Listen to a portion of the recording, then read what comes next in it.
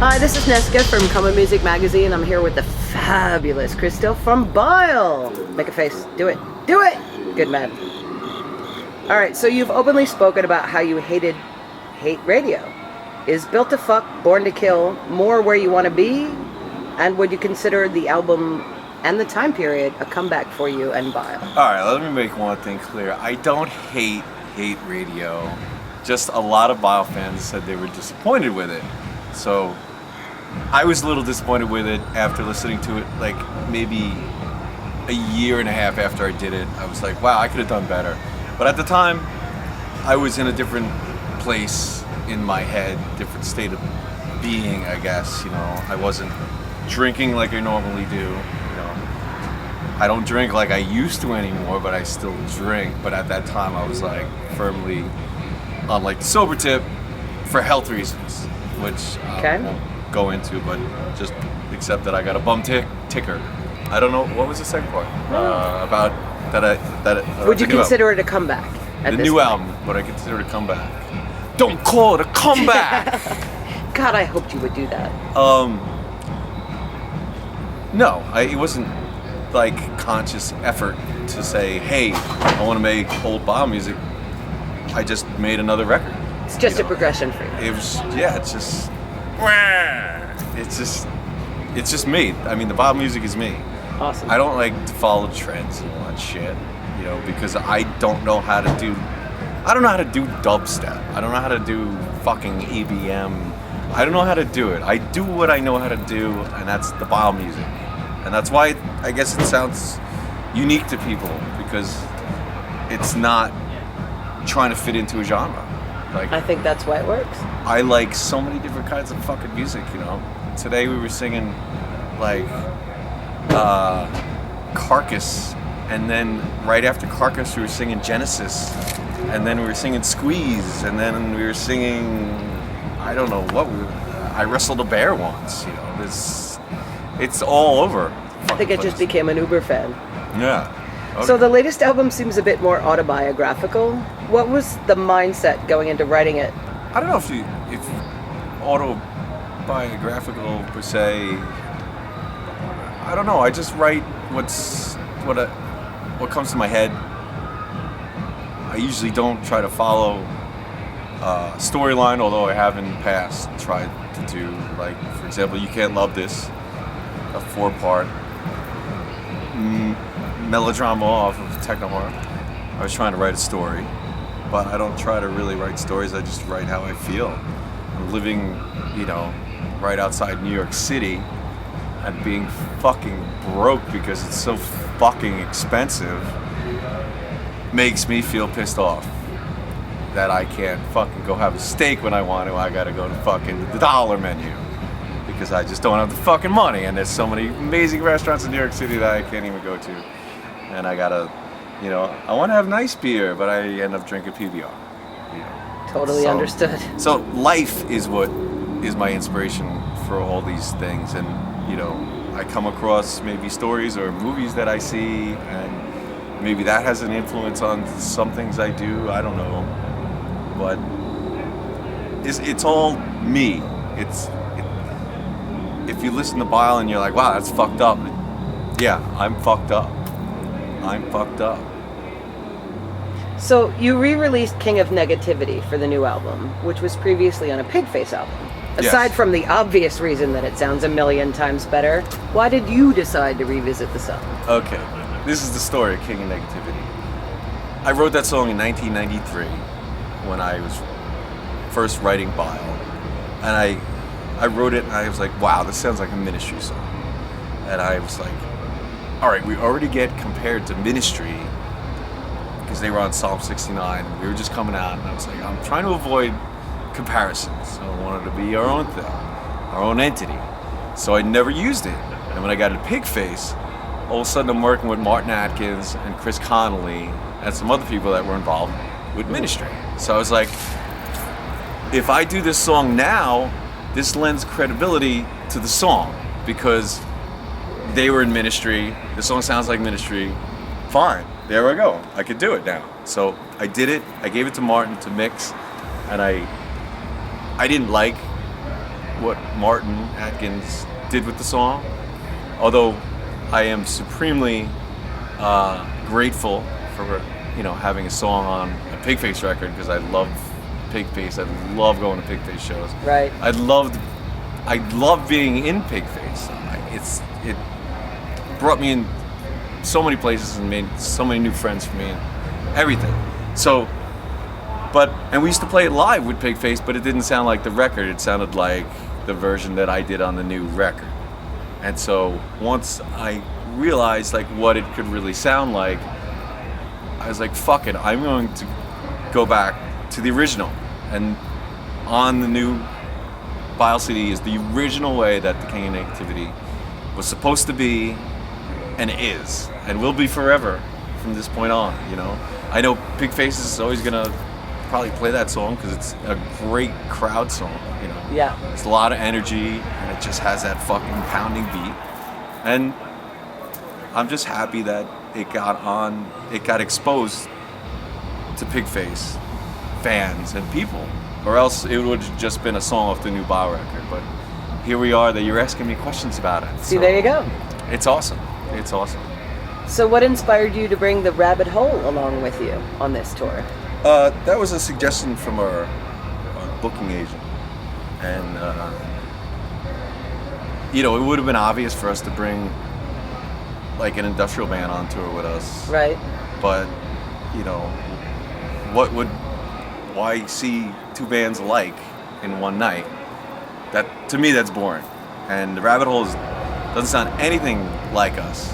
They're more rock, alternative, with a little electronic. And I fucking love that. They're a fucking live band. A live band. Do you hear that? They're not a fucking laptop band, which is not a band. A laptop is not a band. That's awesome. All So right. but I really like them. They're great fucking guys. Cool. I'm a big fan now.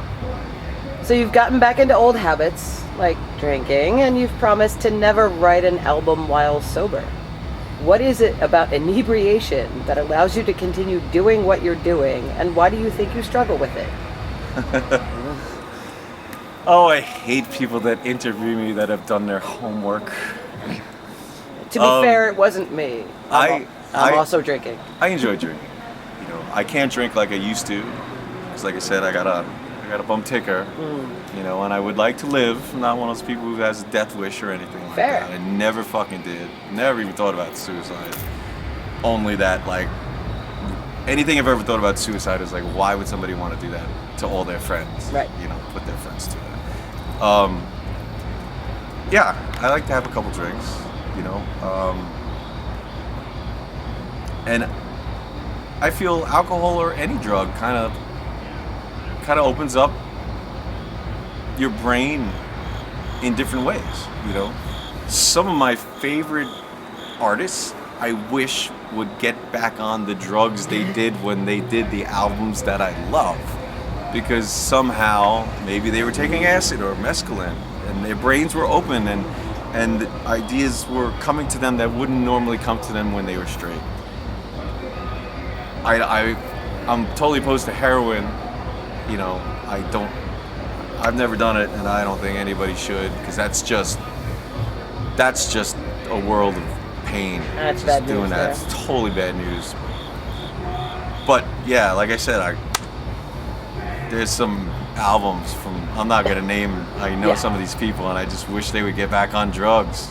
Please. I gotta be honest with you, Please. I don't think you're alone in that thought. It's not politically correct, but I think we've all felt it. Yeah, Right? it's the truth. You can't deny the truth. So it's been 20 or so years since the formation of Bile. Can you give us a brief overview of your experience and maybe some of your favorite or least favorite memories? Wow. Yeah, that's a loaded Long question. Fucking answer. I am just so happy that I'm able to continue doing this. It's what I love to do. I love making music, and I love playing music and performing music for people. I guess I'm kind of like a ham, that I love being on stage, but there's other ways to be on stage. There's other ways to be in the public eye, to have that adulation from people, but this Bile is my own. and this is what I love. Bear and I, it's like our lives, you know. When I didn't do it for a long time, I felt like there was a void in my life. And now that we're doing it again, I really feel just, I don't think I'll ever feel fulfilled, but just as close as I'm gonna get to feeling that, I think. It's feeding your soul. It's totally just, it feels great, you know.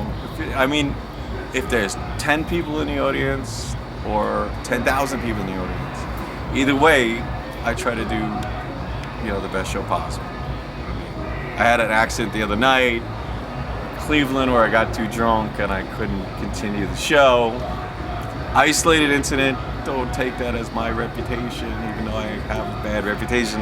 Happens to the best begin of with, us. but some people, you know, it happens to everybody. They get just too drunk, but most people aren't on stage when that happens. And Right. most people don't pay to see them.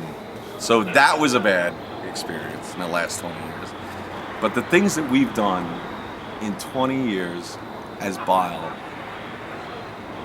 some of it can't be matched by any other band and won't be. Some of the fucked up shit that's happened to us.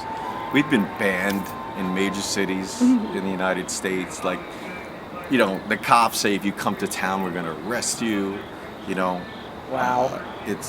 There's just been so much fucked up shit that happened. I mean, I could sit here for hours and tell these stories. I mean, you know, we're traveling with the Rabbit Hole guys and telling them stories, and they're just like, holy shit. And they just keep saying, you guys gotta write a book. And if I could find a ghostwriter to write, because I can't write more than my name, if I could find somebody to help sit down with us and tell those stories to, I'll definitely write a book. We're gonna have the best old folks home one day. Yeah.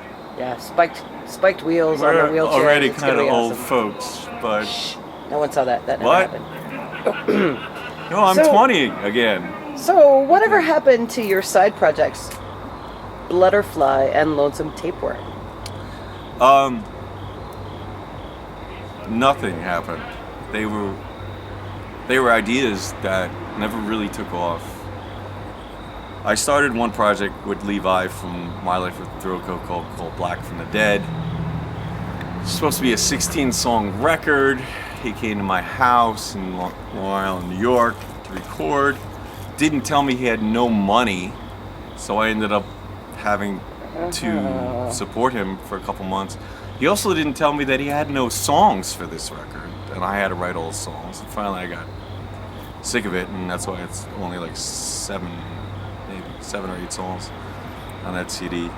I did do a couple shows as a band called Her Lost Socket, which is like, if you look at the original Suck Pump record and you look at the titles of all the songs, all the letters that are in red, because it's in black, spells out Her Lost Socket. And I did a couple shows. They were electronic shows, and I did like some songs that were on Nightmare Before Krztoff and some cover songs. And it was just a good time. It was me to be Krztoff and not Krztoff of BILE. Oh, hi, we're outside. Oh, excuse me, that was me farting, I think. Better out than in, sir. That's what I say.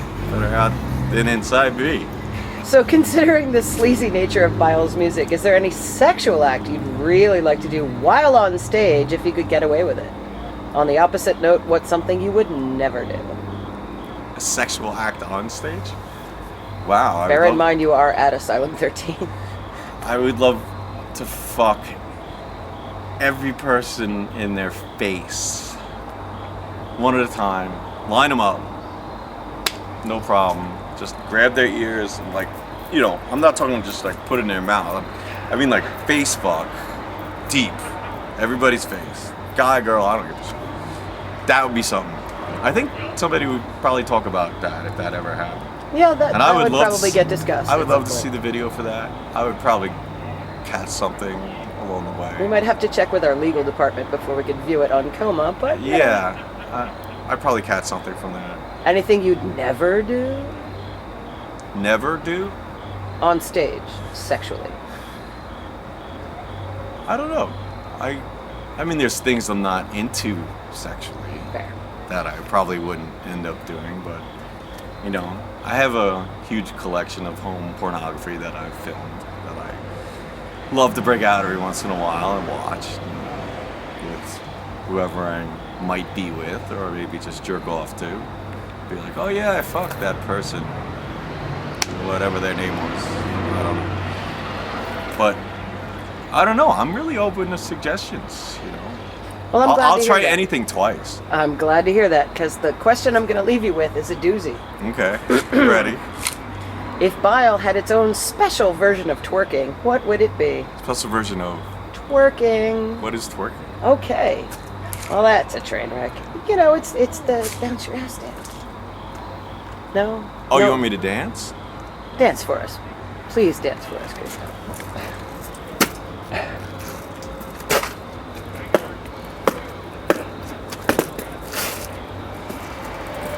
And then the Pete Townsend. Ladies and gentlemen, this is why Bile will always be the most epic, awesome band ever. Thank you so much for taking the time before your show to sit down with us here at COMA. We love you. Have a great show. Michael, thank you.